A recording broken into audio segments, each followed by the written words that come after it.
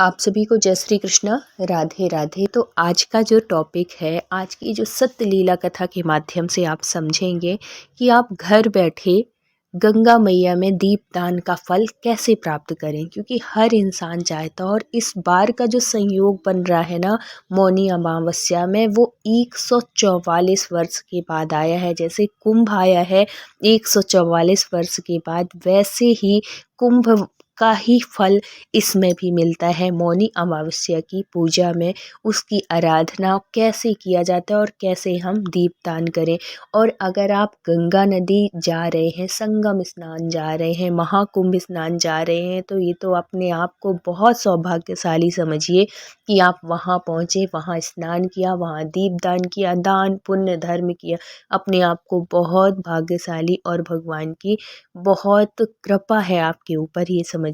लेकिन जो भक्त नहीं जा पा रहे हैं और उनकी हार्दिक इच्छा है कि हम भी जाते और हम गंगा मैया में वहाँ दीपदान देते, दान दक्षिणा पुण्य करते, जिससे कि हमारे जो पुण्य है और बढ़ते, अच्छे रहते, और है तो पुण्य की प्राप्ति होती।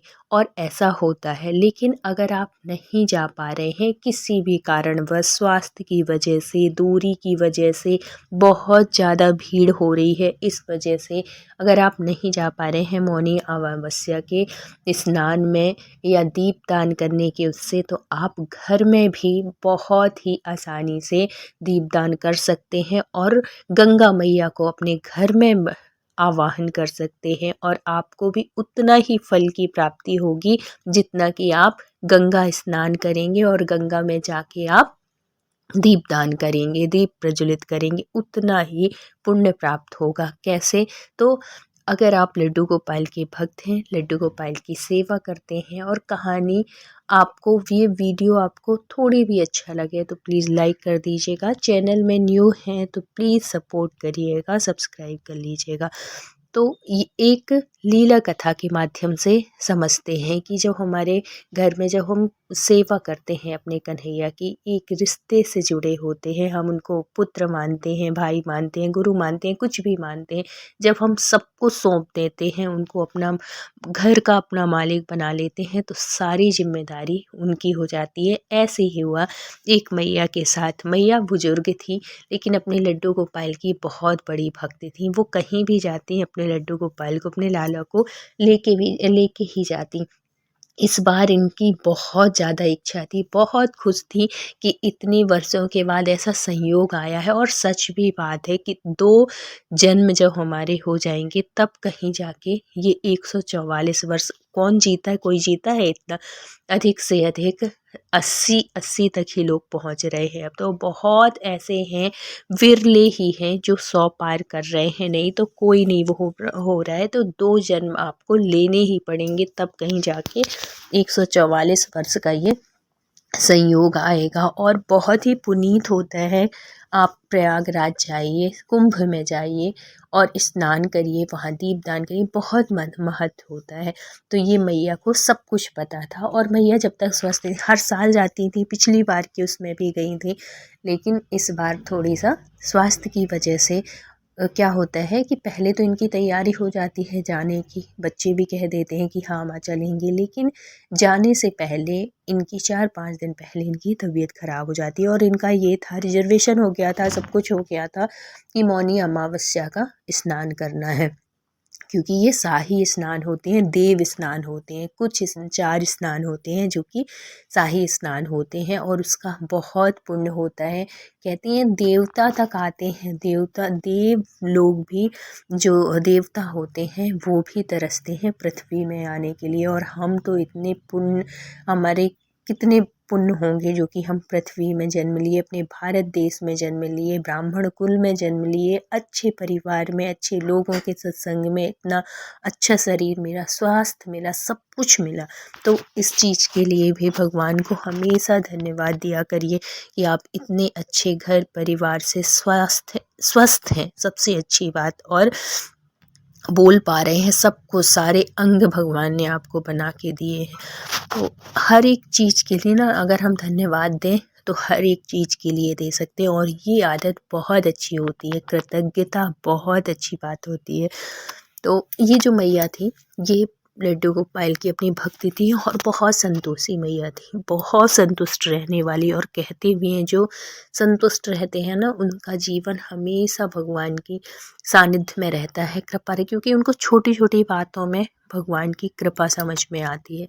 तो अब मैया बहुत खुश थी कि चलेंगे चलेंगे चलेंगे ऐसे करके, लेकिन वही है कि जब जिस चीज़ का वो संयोग होता है ना तभी आपको मिलेगा, अगर नहीं है आपके भाग्य में नहीं मिल सकता। लेकिन कन्हैया का अगर साथ है, कन्हैया की कृपा है, तो आप ना जाके भी वो पुण्य अर्जित कर सकते हैं।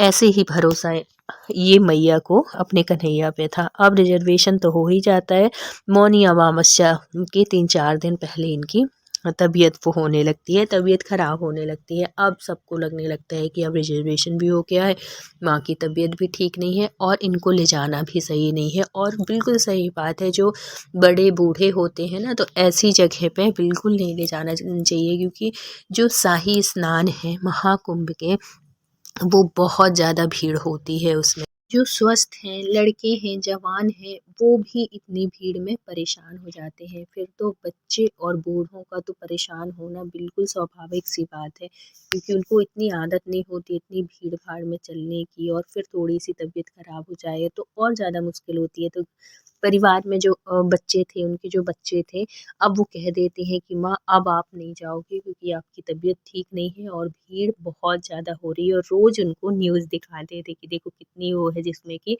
माँ को ये ना लगे कि हम लोग ले जा नहीं रहे हैं।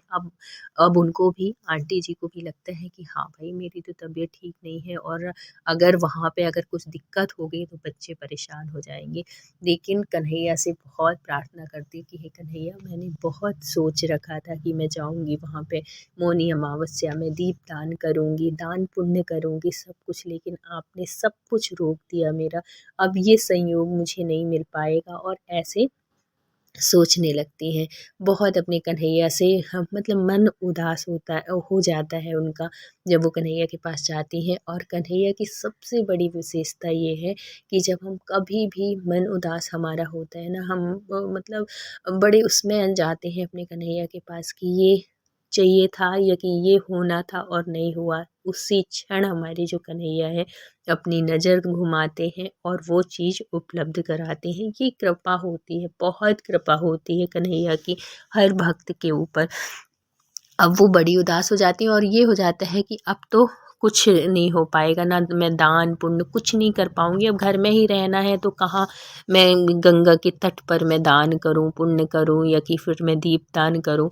दीपदान का बहुत महत्व होता है और मोहिनी अमावस्या में दीपदान का बहुत विशेष महत्व है। ये दीप हमारे पितरों के नाम पे, अगर हम पितरों के नाम पे वो करते हैं, दक्षिण दिशा में मुँह करके उनका दीपदान करते हैं, दीप प्रज्वलित करते हैं, या कि आपके पितरों की अगर फ़ोटो है तो उसके सामने भी आप दक्षिण दिशा की तरफ मुँह करके दीपक जलाते हैं, तो हमारे जो पितृ होते हैं वो खुश होते हैं। और जब हमारे पितृ खुश होते हैं तो हमारे घर में सुख समृद्धि आती है। और भगवान भी कहते हैं कि जिसके घर के पितृ खुश होते हैं भगवान भी उन्हीं के घर में कृपा करते हैं, क्योंकि पहले आप अपने घर वालों को मना लो तब तो दूसरों को बुलाओगे, दूसरे कोई और आएँगे। तो सबसे पहले काम हर किसी को यही करना चाहिए कि अपने पितरों को हमेशा खुश करते रहना चाहिए।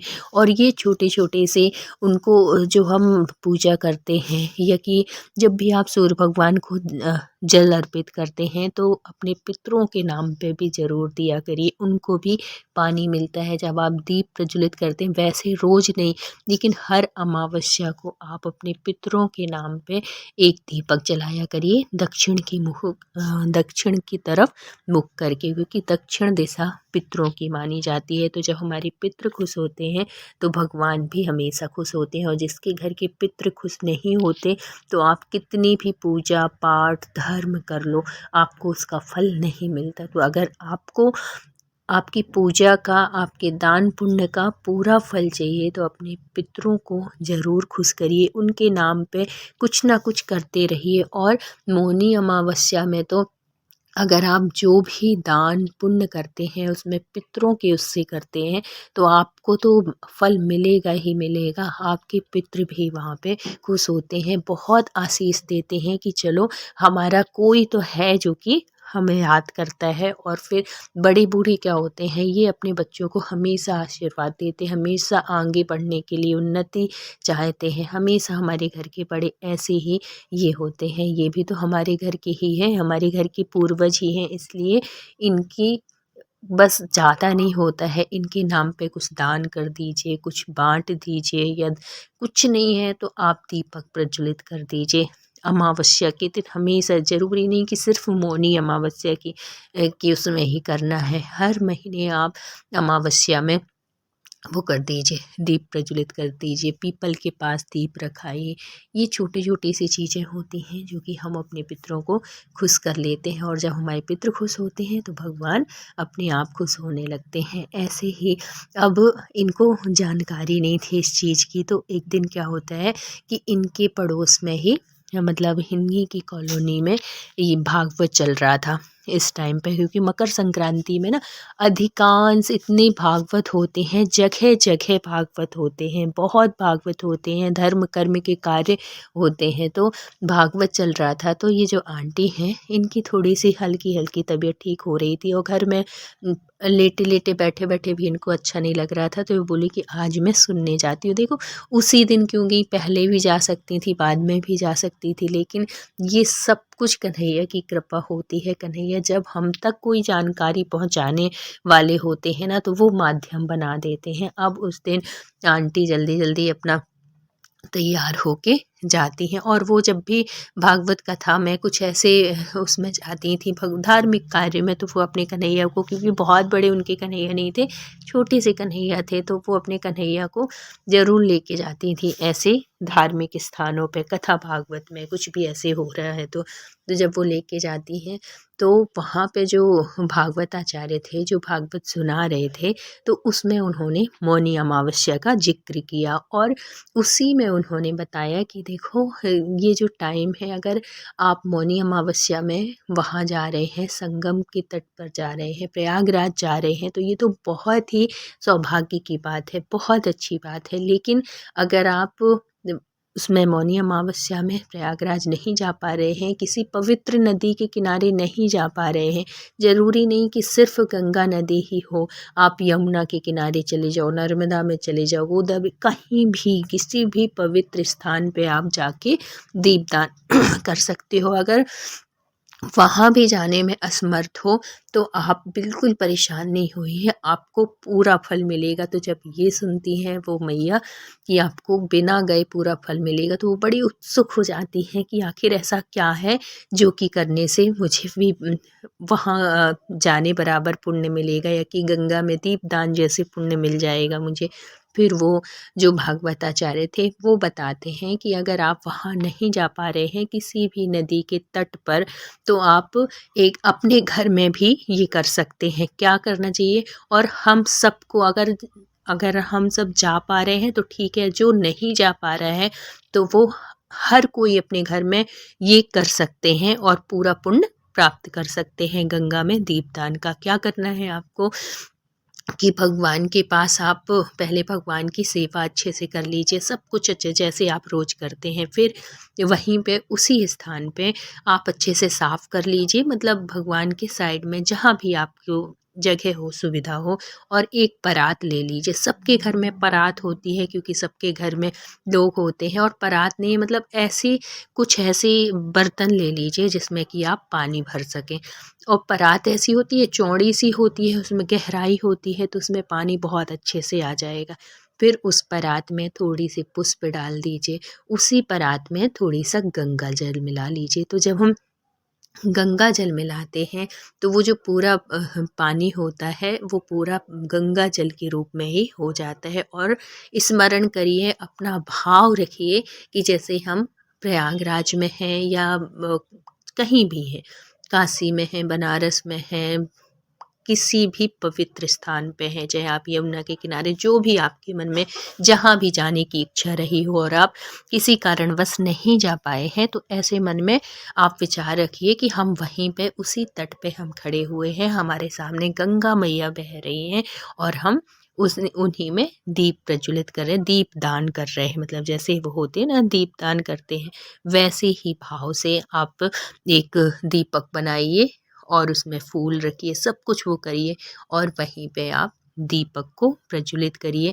आप 5 कर लीजिए, 7 कर लीजिए, 11 कर लीजिए, 21 कर लीजिए, 51 कर लीजिए। आप अपने श्रद्धा के हिसाब से आप दीपक जलाइए और गंगा मैया का नाम लेके वहाँ पे प्रज्वलित करिए उसी परात में, और अपना भाव यही रखिए कि मैं गंगा के किनारे हूँ, मैं यहाँ पे हूँ और हे गंगा मैया आप दीपदान स्वीकार करो। और एक दीपक अपने पितरों के नाम पे दक्षिण दिशा की तरफ मुँह करके ज़रूर रखिएगा, या कि उनकी फ़ोटो रख के उनके सामने दक्षिण दिशा की तरफ रख लीजिएगा। इससे गंगा मैया भी प्रसन्न होंगी और आपके पितृ भी प्रसन्न होंगे, और जब ये दोनों प्रसन्न होंगे तो भगवान की कृपा असीम बरसेगी।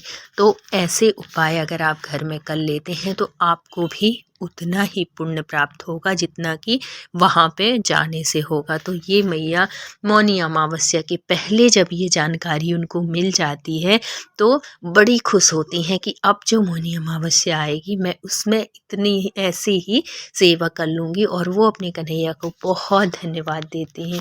बहुत कृपा होती है ऐसे भक्तों की कि उनके मन में कोई डाउट चल रहा हो, कोई शंका चल रही हो, और उसी टाइम पे किसी न किसी माध्यम से हमारी शंका का अगर समाधान हो जाता है ना, तो इसमें भी अपने कन्हैया की कृपा समझिए, क्योंकि ये सब कुछ जो होता है ये वही करते हैं, उन्हीं की कृपा होती है जो कि हमारे तक वो जानकारी पहुंचती है। तो ये जानकारी भी अगर आप तक पहुंच रही है तो ये भी आपके कन्हैया की कृपा की वजह से ही है। तो अगर वीडियो अच्छा लगा हो तो please like share and subscribe करिएगा। मिलते हैं फिर किसी नेक्स्ट सत्य घटना के साथ, किसी नई जानकारी के साथ। जब तक अपना ख्याल रखिए, अपनों का ख्याल रखिए। राधे राधे।